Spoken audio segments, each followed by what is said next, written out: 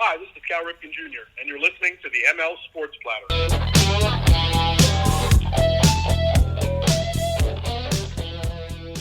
The ML Sports Platter brought to you by Brewerton Ace Hardware, Brian Comboy of Mass Mutual, New York State, and our great friends over at Stanley Law Offices. Log on to StanleyLawOffices.com today. That's StanleyLawOffices.com.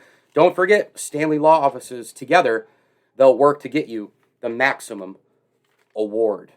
Cannot wait to talk some New York sports with our next guest from 1010 WINS, New York City. It's Marc Ernay. Hey, Marc. I can't even remember the last time I talked to you, Michael. It's been way too long. Everything's good, I hope? Yep, everything's well. Hope the same on your end. And you know how it goes. 2 months turns into 6, and then a year goes by. And you obviously know, when you have a kid, time goes 4 times as fast. And here we are. So I'm having you on. So it's been a while, probably a couple of years, I think, right? I've been waiting for the invitation to the high school graduation, but I guess we have a little while. Yeah. Let's get out of the gate here. Will the Yankees make the playoffs? Will the Mets make the playoffs? Well, I'll tell you what. We might as well start with the Mets since they're in first place, albeit by the slimmest of margins now, a game and a half. It's as close as anybody's been to them since the week before Memorial Day, which is hard to believe. I asked this question to somebody yesterday, and I think I agreed wholeheartedly with his answer, which was it all depends what happens with Jacob deGrom. If deGrom does come back in early September and can give the Mets what he gave them the beginning of the season, even better than the Cy Young numbers that he put up a couple of years, then the Mets are going to the playoffs. To paraphrase Jim Fossil, the late, great Jim Fossil, they're going to the playoffs. How far they'll get in the playoffs is another story. If deGrom doesn't come back, I think that road got exponentially more difficult. And we also need to see what happens. Cookie Carrasco has looked pretty good in his couple of starts. Taijuan Walker has had now 7 straight. This goes back to even before the All-Star game, Mike, 7 straight starts where he's failed to finish 6 innings. So I'm a little worried about Taijuan Walker maybe running out of gas, having pitched way more innings than he did in the last 2 years already. And the rest of the rotation, is going to need some help. They need the offense to come through, and Michael Conforto is finally starting to look a little bit like Michael Conforto, but let's remember, there's not one guy in that lineup to this point who has done what he's supposed to do according to the back of his baseball card. Pete Alonso's hitting home runs, but not for average. Obviously, Francisco Lindor has been on the shelf. Javi Baez, a tremendous pickup. I think they needed him. They may have needed some other things, Mike, but I think Baez will prove to be a terrific pickup along the lines of Yoenis Cespedes back in the World Series year of 2015.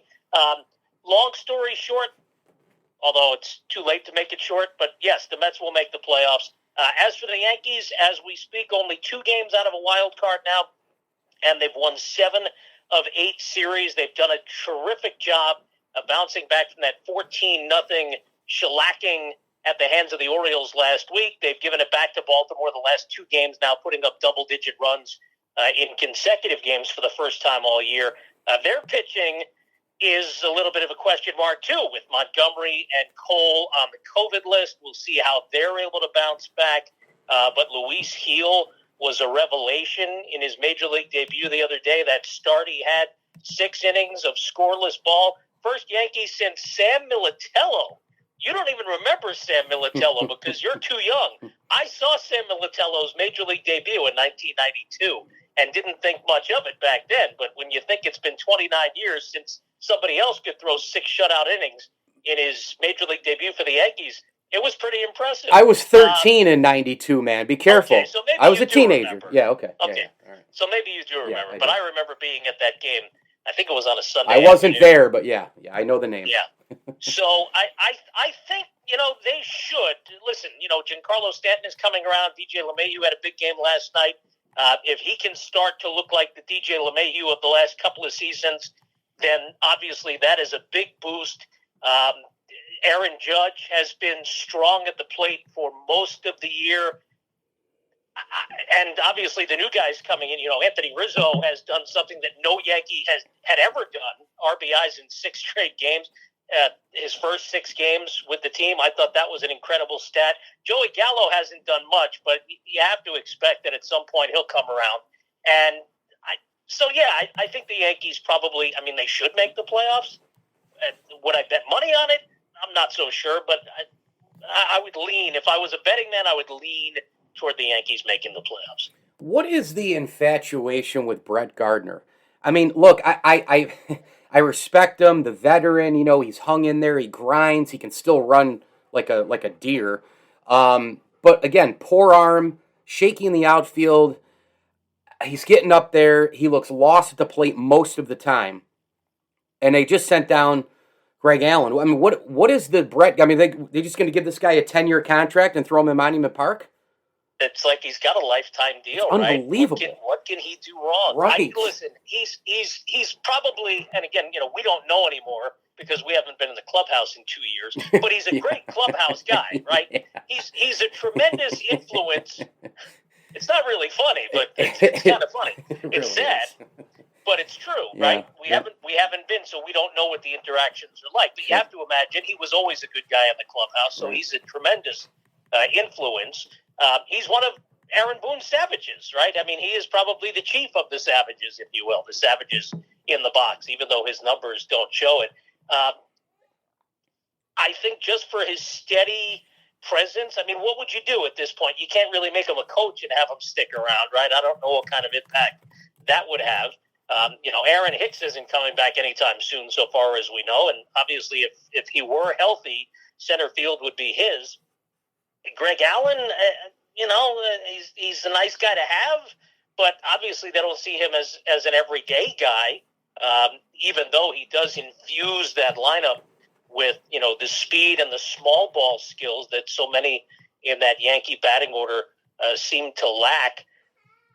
But, yeah, as far as Brett Gardner goes, again, even with him having a fairly regular presence, they are, again, only 2 games out of a playoff spot. So, I'm always, Mike, a proponent of if it ain't broke, don't fix it. So just, let it be, I guess, until you have a better option.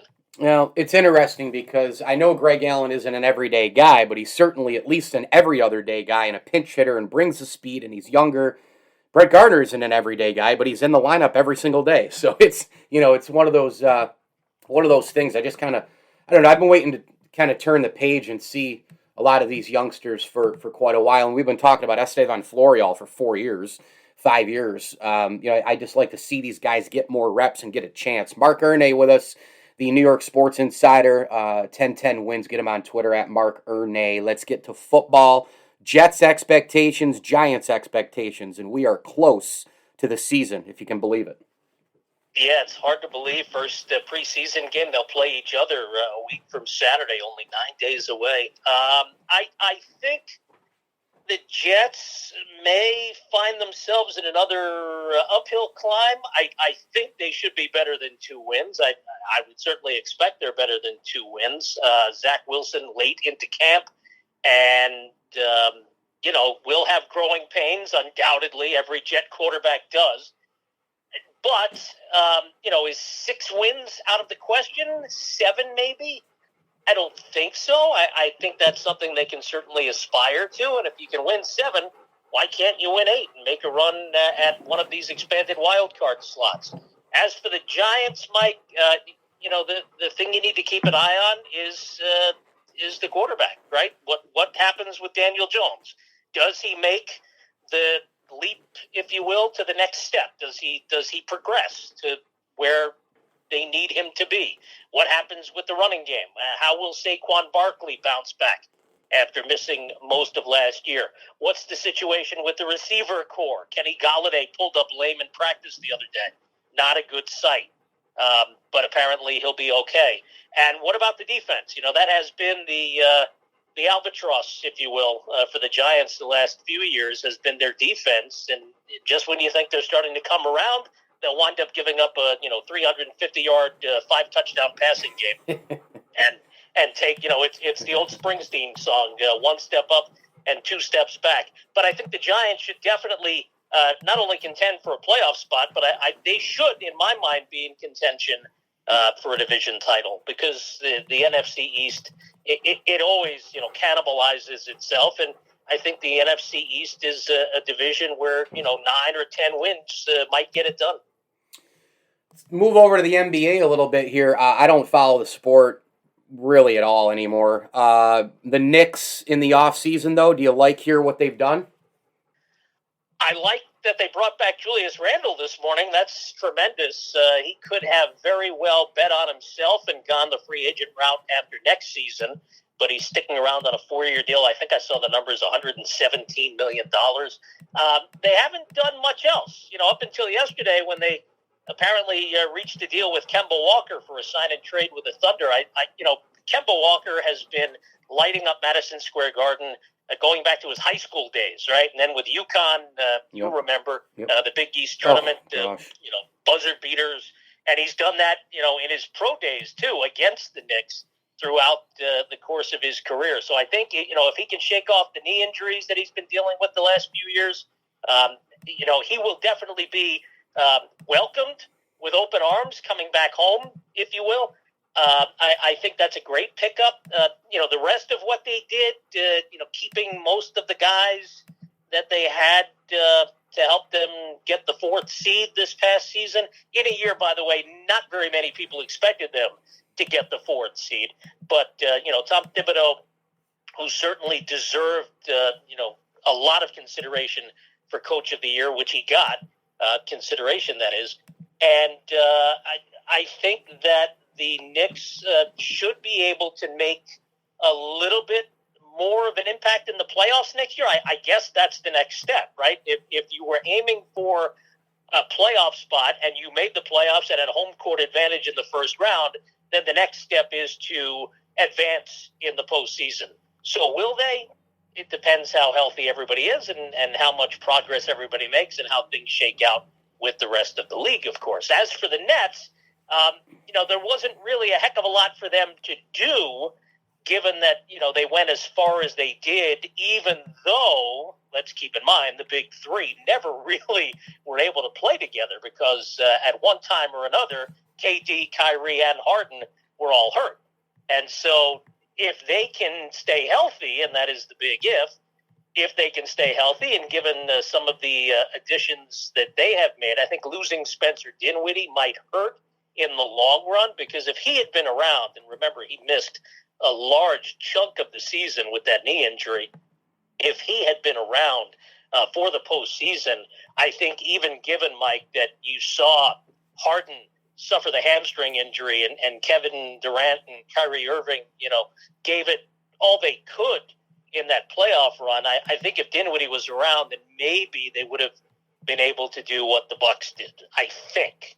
But obviously we'll never know. So the Nets should not only, compete for a division title again, they should be certainly in the running for a spot, deep into the playoffs, at least Eastern Conference Finals, if not even further next year. All right, in closing, just a couple of quick minutes here on the hockey scene in New York. I mean, this is a wild time. The Rangers make the moves, bring in Chris Drury, out goes John Davidson. They've got a young, great I love the Ranger roster, I really do. Are they in the Jack Eichel sweepstakes?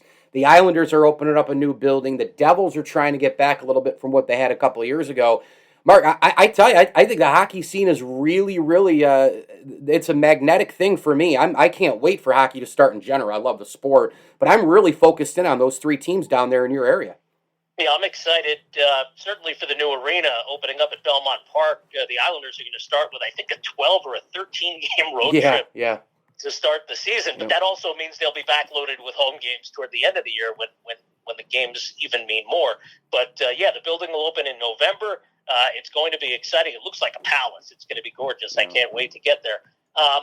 You know what? I mean, listen, we talk about this all the time. It comes down to goaltending. And, the Devils had strong goaltending. Obviously, Marty Brodeur, among the elite of the elite, Mount Rushmore of NHL goaltenders all time, and helped them win 3 Stanley Cups.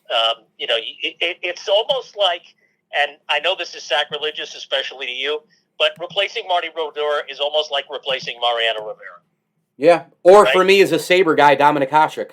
Yeah, or Dominic Hasek. Yeah, definitely along those same lines. But in New York terms, oh for sure. And I think what New York City fans can relate to, Brodeur was the Devils' Mariano Rivera, correct. And you don't see them come along. Let's watch what the Yankees are doing, even with Aroldis Chapman, and anybody who tries to fill in for Aroldis Chapman, or what the Mets have had to do with Familia and Diaz and whoever's in between. You don't have a closer like that, and you don't have a goalie like Marty Brodeur who can backstop you to championships. So will the Devils find that guy? I don't know. The Islanders seem to think they have that guy in Varlamov and the Russian kid that came along toward the end of the season. The Rangers have a couple of Russian kids. Shesterkin was supposed to be their go-to guy last year. Had a little bit of an issue, some hiccups along the way, but you know what? Young goalies have hiccups along the way. Mm-hmm. So I think they'll be okay. And I think, again, we're sitting here on the 5th of August at 10 o'clock in the morning. I think if I were to look into my cloudy crystal ball pending, all three teams should contend for playoff spots in the Eastern Conference. 1010 WINS sports director, insider, New York sports scene, Marc Ernay on Twitter at Marc Ernay. Marc, thank you so much, buddy. It's been a treat, my friend. Stay well. Talk to you hopefully sooner than the last couple of times, huh? The ML Sports Platter brought to you by Brian Conboy of Mass Mutual, New York State. Tax-efficient retirement planning. Go with Brian today. Advisors.massmutual.com. That's advisors.massmutual.com. Get your financial future set with Brian Conboy of Mass Mutual, New York State. Tip of the cap, thank you as well to Stanley Law Offices, CNY Electrical, Welch and Company Jewelers, and our good buddies over at Rosie's Corner, in and around Central New York, in front of the Brewerton Bridge. I'm telling you, they've got pizza wing combinations, stuffed shells, burgers, you name it, hot and cold subs, chicken salads, and desserts to go, as well as Pepsi products. And don't forget to stop by on Thursdays and Fridays for their mac and cheese and Fish Friday, which comes with your mac and cheese or your coleslaw and fries. You can get the entree version or the lunch version as well. Rosie's Corner in Brewerton, if you're in and around Central New York. Pick up those gift cards for any occasion as well. Rosie's Corner is a proud ML Sports Platter sponsor. Let's chit-chat a little about the horse racing scene. Saratoga, obviously, full into the season here as we approach mid-August. We approach the Travers, we approach the Alabama, we approach the Whitney. All sorts of amazing things going on. Of course, Essential Quality won the Jim Dandy. He's a sports turf writer and a New York-based correspondent for BloodHorse. You can get him on Twitter at Bob Ehalt, one of my favorites to have on. Bobby, how are you, buddy? I'm doing fine, Mike. Always great to talk with you. Yeah, no doubt, man. Love having you on. What's jumped out to you so far in Saratoga? And obviously that was a wonderful Essential Quality win there in the Jim Dandy over the weekend. Yeah, I mean, it's just great to have the vibrancy of the racetrack back with the fans, the great racing, the best horses, the excitement and cheering. And, there's been some really, really good racing, and certainly looking ahead to the Whitney and the other races later in the year, the Travers and such. I think it's really going to be a fabulous meet.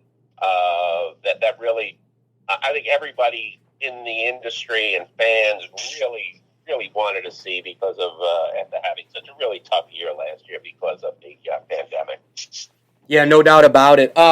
Who do you see running in the Travers? I mean, most of the top 3-year-olds here, right? The Triple Crown horses and most others, right? It should be a loaded field. It should be pretty strong. I mean, I'm not sure if I would say it's loaded. I think the Essential Quality, I think is going to have some of the other horses go in other directions. Like Hot Rod Charlie is not going to come. Yeah. Mandaloon, who was the horse who was put up on the victory when Hot Rod Charlie was disqualified in the Haskell. He's 50-50, but I'm tending to think he's not going to come because he's trained by the same trainer who trains Essential Quality, Greg Pop. But I think you're going to see a good field with the horses who we saw in the Jim Dandy and the Curlin. I think you're going to get. I think you're going to get the winner, Dynamic One from the Curlin. I think you're going to get Keep Me in Mind, who is second to Essential Quality in the Jim Dandy. So I think you have Miles D, who looks like a good, young, promising horse from Chad Brown. And so I think you're going to have a kind of a smallish, maybe only about 7 horses go, but I think it's going to be a pretty nice showdown. Joel Rosario. I mean, I know the Ortiz brothers get a lot of the headlines, and rightfully so. They're unbelievable.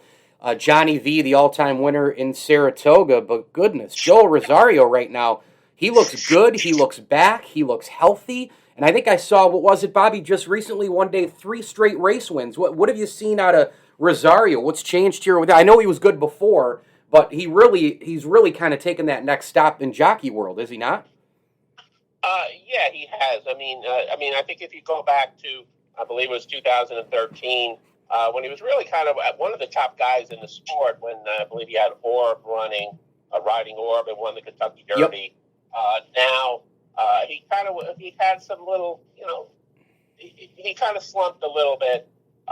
He's now with jockey agents of the Stars, Ronnie Anderson, who does a good job of booking mounts for him. And he's riding great. I mean, he's always had that talent. And a lot of times it's when you as a jockey, when you get hot, the trainers take note and they start giving you their big horses. Yep. And that's seemingly what happens. And then when you ride them well, like he does, he makes the right decisions, the right moves with the horses. You're gonna keep getting more good horses. And success breeds success, and I think that's what's showing up of late with Joel. That he's riding great, and certainly he's in the right circuit, in the right hands with an agent, and with the right trainers, and everything's going well for him. Yeah, no doubt. It's such a good point. With the rest of the season, we've got obviously in play the 3-year-old of the year. Who do you think that is right now? Who do you think it'll be at when we're at the end? Well, I think right now you have to say that Essential Quality is the leader. He's only had the 1 loss in the Kentucky Derby in his career. He still has to win. He still has to win some races. He has to. I think he's got to win the Travers. Winning the Travers might just about clinch it for him. The interesting situation is going to be, say, his stablemate with Brad Cox with different ownership in Mandaloun. Mandaloun, if he doesn't run in the Travers, will probably go to the Pennsylvania Derby. And if he wins that, it creates an interesting situation because who knows, by year's end, maybe Mandaloun is declared the winner of the Kentucky Derby if they do disqualify Medina Spirit. And he won the Haskell by disqualification. It could be interesting to see how that kind of voting goes. But I'd say right now, you've got Essential Quality as the horse everybody's going to have to beat to win a championship. By the way, Bob, I pulled up some Rosario wins, and you go back. I mean, he's got 2 Belmonts on his resume too. I mean, Tonalist in 2014, Sir Winston in 2019. That was just a couple of years ago. He's got some solid international wins. He's building it up here, and he's 36 years old. You think of a guy like Mike Smith, who's just under 20 years older than Rosario. Rosario's on his way. He's on his way to a possible resume like these guys now that are up in their upper 40s, low 50s here. Yeah, I mean, I think you're seeing. I mean, hey, Father Time catches up with some of the guys. Johnny V and Javier Castellano are getting a little older. Yep. And as I say, you have the Ortiz brothers, who are probably the best right now. You have Joel, who's really riding fabulously. And, you got some young guys like Manny Franco, who's starting to pick up more mounts after winning the Belmont and the Travers last year with Tis the Law. So, you're kind of seeing not changing of the guard because it's been happening, but just as I say, I think sometimes that little balance of time as these other guys get a little older and get a little bit more particular about who they want to ride. Okay, so 10 inducted right at the combined Hall of Fame ceremonies. Can you dive into that? I know you guys did a piece on that. Yeah, it's really a star-studded Hall of Fame because of the 2 classes and the people that kind of came in and the horses who came in together at the same time, right?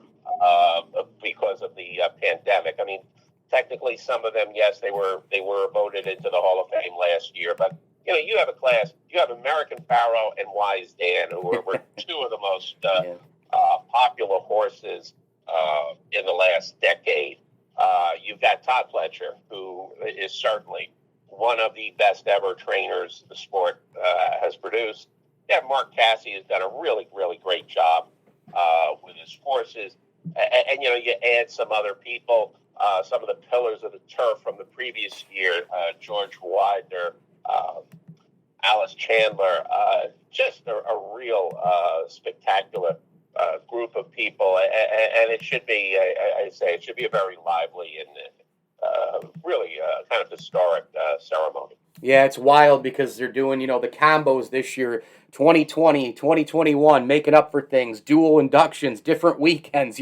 So Cooperstown put the Jeter induction back in, obviously, on September 8th. And, it's right after Labor Day. It's right when schools open up and this and that. Smaller crowds, probably smaller media. I'm going, I got credentialed. But, it's one of those things where you kind of look at it now. We're trying to get on the other side of this. And it's like, you know what? If this is how we have to do it, let's do it, right? Like, let's get back to it. Don't take things for granted. Go cover these events. Soak it in. These are special times, Exactly. And I think that's kind of the thing. I mean, I was talking with Mark Cassey about, the Hall of Fame.